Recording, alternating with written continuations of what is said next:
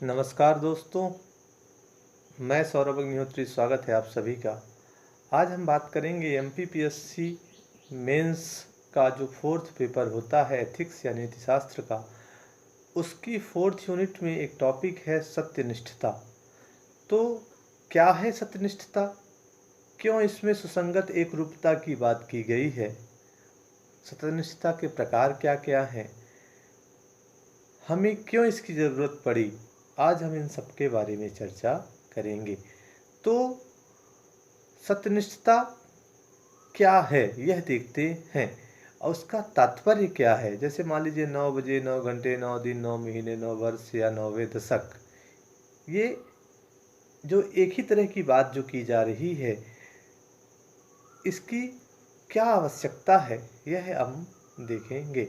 तो सत्यनिष्ठा का तात्पर्य किसी विषय वस्तु से संपूर्ण रूप से जुड़े होने और आंतरिक सुसंगति और एकरूपता से है।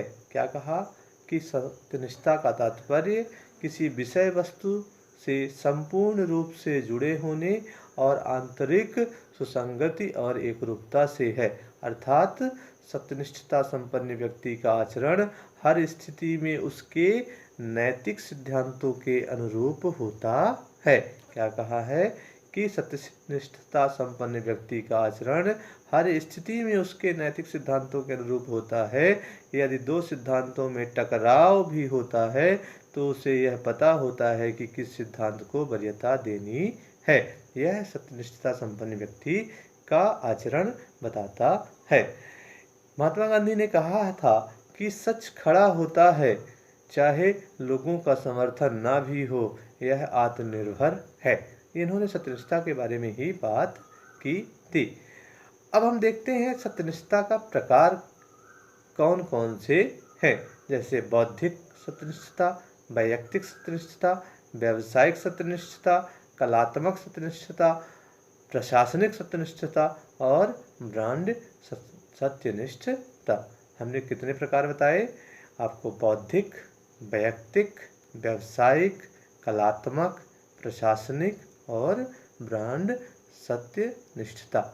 तो सबसे पहले आज हम बात करेंगे बौद्धिक सत्यनिष्ठता के बारे में, अर्थात मूल्यांकन किस प्रकार होना चाहिए इसके बारे में हम चर्चा करेंगे। अर्थात अपना मूल्यांकन उन्हीं प्रतिमानों पर करना चाहिए किसी व्यक्ति को जिन पर हम किसी और का मूल्यांकन करते हैं। मतलब उन्हीं प्रतिमानों पर हमें अपना मूल्यांकन करना है जिन पर हम किसी और का मूल्यांकन करते हैं। साथ ही यदि हमारी सत्यनिष्ठता पर प्रश्न खड़ा हो जाए तो उसकी खोज करना है और उन्हें दूर करने का प्रयास भी करना है। तो पहली बात की है बौद्धिक सत्यनिष्ठता में कि एक प्रतिमान जो डिसाइड किया गया है उसका मूल्यांकन करने के लिए, तो जैसे हम दूसरे का मूल्यांकन करते हैं उन्हीं के आधार पर या उन्हीं प्रतिमानों के आधार पर हमें अपना भी मूल्यांकन करना है। और अगर मान लीजिए हमारी सत्यनिष्ठता पर कोई प्रश्न खड़ा हो जाता है तो हमें उसकी खोज करना है कि क्यों हमारे सत्यनिष्ठता पर प्रश्न खड़ा हुआ है और उसे दूर करने का प्रयास भी करना है। दूसरा है वैयक्तिक सत्यनिष्ठता। इसमें आचरण की बात की जा रही है। ठीक है, जैसे अपने नैतिक सिद्धांतों और आचरण के प्रति एकरूपता बनाए रखना ही वैयक्तिक सत्यनिष्ठता है। कहने का मतलब ये है कि हमारे जो नैतिक सिद्धांत हैं और हमारे जो आचरण हैं उसके प्रति हमें एकरूपता बनाए रखना है ना। उसमें इधर उधर की चीज़ें नहीं होनी चाहिए, एकरूपता होनी चाहिए। उसी को कहेंगे वैयक्तिक सत्यनिष्ठता। अर्थात इसका संबंध व्यक्ति के संपूर्ण जीवन से होता है। ठीक है, ना कि किसी विशेष क्षेत्र से होता है। मतलब कभी कभी पूछ देता है कि व्यक्ति के विशेष जीवन से किस सत्यनिष्ठता का संबंध होता है, तो आपको बताना है वैयक्तिक सत्यनिष्ठता का। जैसे मान लीजिए महात्मा गांधी हो गए, कलाम साहब हो गए, अटल जी हो गए, मतलब इनका आप उदाहरण स्वरूप आप लिख सकते हैं कि वैयक्तिक सत्यनिष्ठता का संबंध व्यक्ति के संपूर्ण जीवन से होता है, ना कि किसी विशेष क्षेत्र से होता है।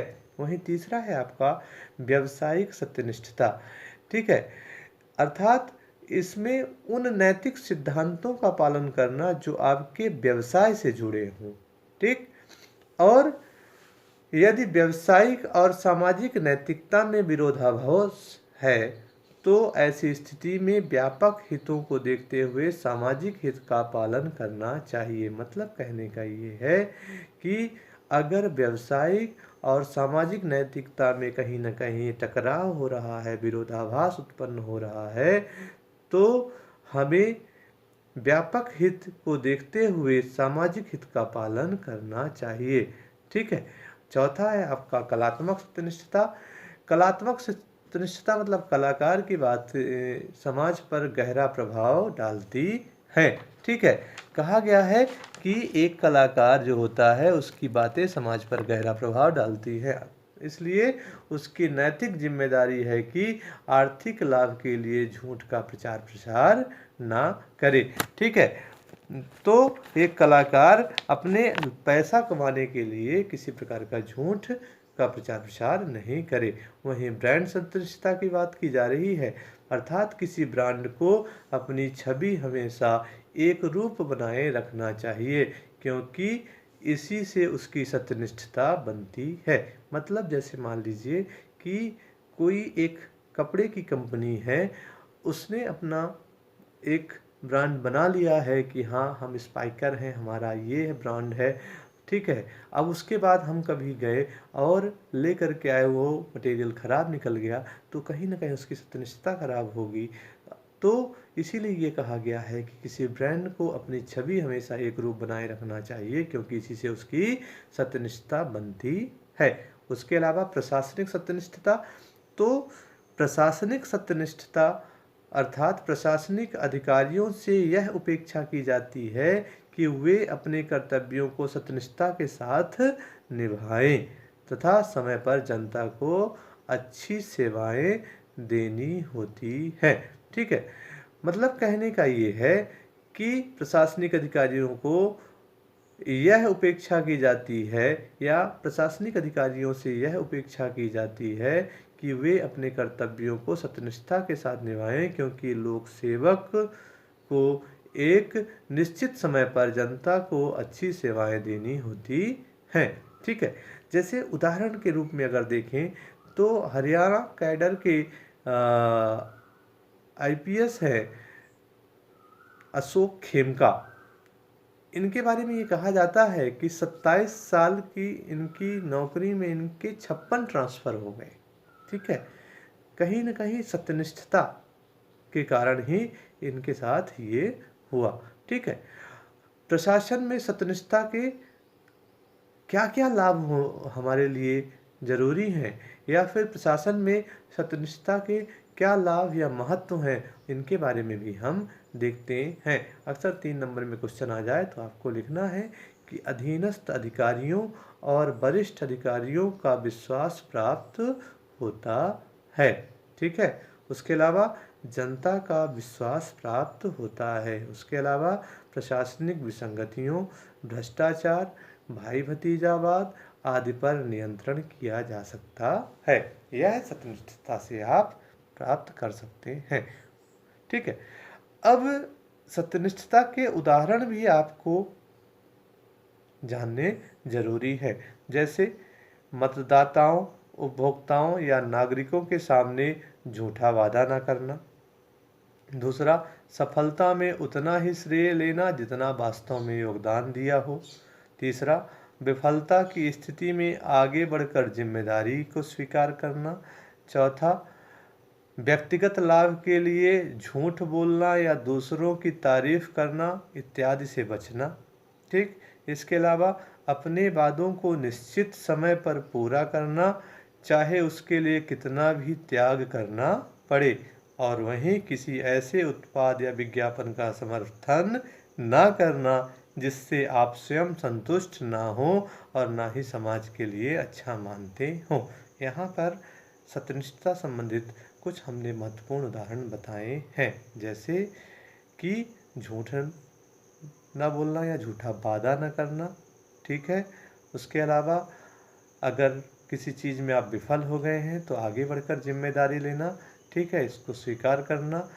ठीक। व्यक्तिगत लाभ के लिए झूठ ना बोलना, ठीक है, दूसरों की तारीफ ना करना व्यर्थ में। और उसके अलावा हमने बताया आपको कि अगर आपने कोई वादा किया है तो निश्चित समय पर उसे पूरा करना। तो हमने आज आपको बताया कि सत्यनिष्ठता क्या है, उसमें कैसे सुसंगत एकरूपता की बात कही गई है। सत्यनिष्ठता के हमने आपको प्रकार बताए हैं कि बौद्धिक, व्यक्तिक, व्यावसायिक, ब्रांड, प्रशासनिक और कलात्मक। सत्यनिष्ठा के क्या क्या लाभ होते हैं कि जनता में विश्वास प्राप्त होता है, अधीनस्थ और वरिष्ठ अधिकारियों में विश्वास प्राप्त होता है तथा भ्रष्टाचार आदि पर नियंत्रण प्राप्त होता है। उसके अलावा हमने आपको बताया सत्यनिष्ठा के उदाहरण। तो इन सभी को आप अच्छे से पढ़ लीजिए, जो जो हमने बताया है उसको आप नोट डाउन कर लीजिए, ठीक है। उसके बाद आप इसको कई कई बार देखिए, कॉपी में नोट करिए, ठीक, जिससे आपको मेंस में कोई भी किसी प्रकार की समस्या ना आए। और कोई भी प्रश्न पूछना है तो कमेंट बॉक्स में हमें कमेंट करें, ठीक है, हम उसका आंसर आपको देंगे, ठीक। तो ख्याल रखें अपना, कोरोना में बचकर रहें, घर पर रहें, सुरक्षित रहें, ठीक है। और हमारे चैनल को सब्सक्राइब भी ज़रूर करिएगा।